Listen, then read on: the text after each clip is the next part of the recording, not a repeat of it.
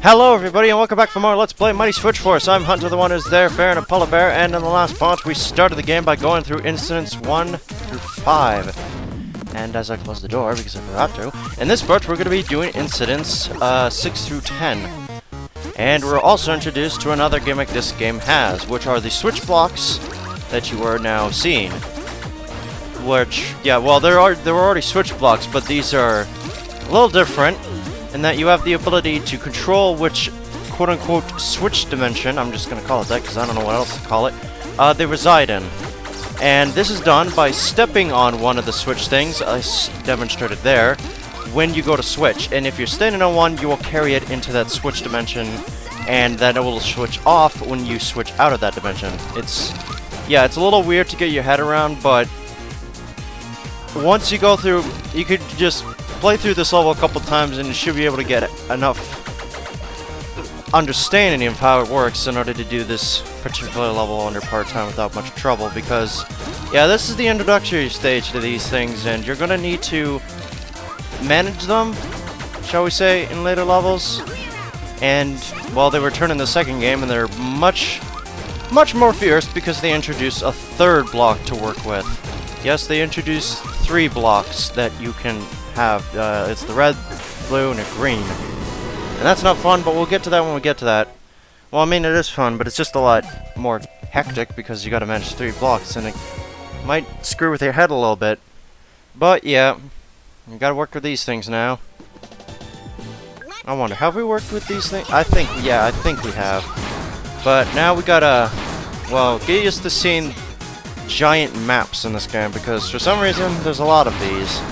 Gigantic, mostly large and empty maps with one particular gimmick, and usually it's these launching blocks that shoot you out like a cannon ball thing. Oh no, wait, yeah, we've seen them. They were in the 3rd level, one of them. God! I recorded this like half a year ago? I think I mentioned that before, but yeah. However, most of the time, those levels are particularly easy to part-time because the sisters are all grouped together in a certain area, and it doesn't take much time at all to do them, and yeah. So those usually go by quickly. This level, however, this one will give you a bit of trouble. You gotta do everything damn near perfect, and it doesn't help that there is a harder version of it later down the road. So, yeah, as you can tell, you gotta learn the basics of timing with these things, and that being the worst one, in which you have to shoot while falling and hope to God it passes through those green blob things, which are green blob things? There's gotta be a better word for that. Well, basically your bullets pass through them, and you have to time it so that you shoot a bullet to the left as soon as you fall down there, and it's really difficult. I think this is one of the first levels I had to spend a considerable amount of time re-recording over and over and over again because of those things. Things like that. And now, for a much longer level. The first of many much longer levels. These are the levels that I'm gonna say will probably piss people off the most because they have a slightly manageable opening portion, and then it gets around to the middle where you have to deal with having to wait for these bombs to walk up to this specific block so you can blow it up. And if you don't blow it up, well then, you're gonna have to wait for another bomb to come around so you can blow it up. And yeah, it's like that, and I'm gonna be quite honest, these aren't exactly my favorite stages in the game, and I'm pretty sure they outright nuded them to the point of them not being existent at all in the sequel, which thank God, because, yeah, no, these levels aren't exactly the best. And I'm trying to do something. Oh, yes, I'm going over here because you're supposed to be over here. Well, you don't have to be, but you can. Recommended. Because of, yeah, this. And there was my first death in the game. Well, not my first death. No, it wasn't even a death. But the first time you'll probably see that ever because I'm editing the rest of this out. But that one I had coming to me, so I decided to leave it in, and it doesn't completely screw over my run like most of the time. Like most times that happens, which is a lot. Which was a lot, I should say, because, you know, credits here or something, yeah. But this section right here in particular might throw a couple of people off. Yeah, timing required. And this one too. This part is also a bit nasty. If you can't tell, you gotta guide these guys along and make them blow up every single one of these walls up here.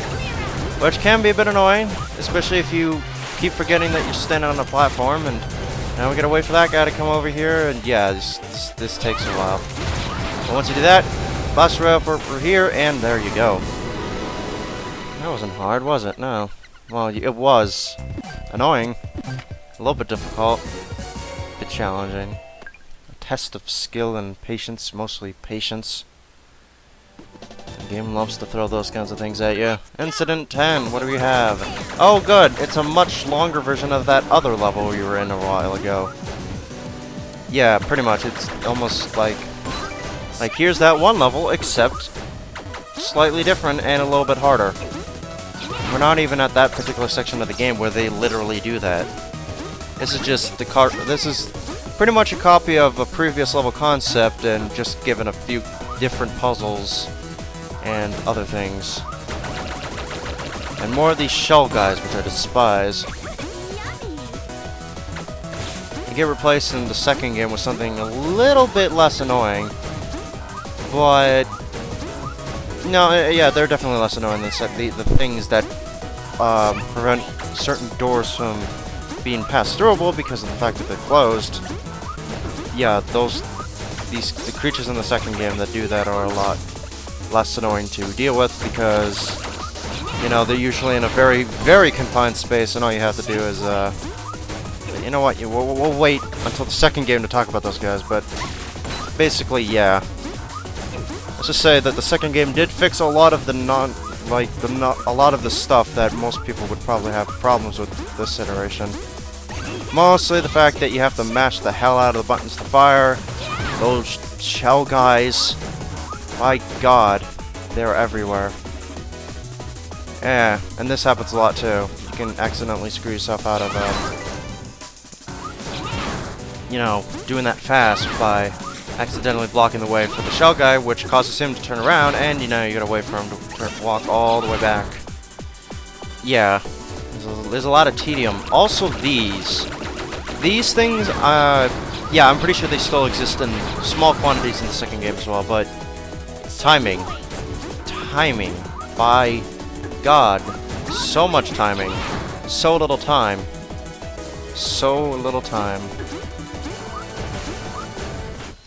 And, well, yeah, that's about it for now. This is kind of a loosey-goosey commentary. Anyway, next time, more levels! Yay! So until then, see you later, and goodbye.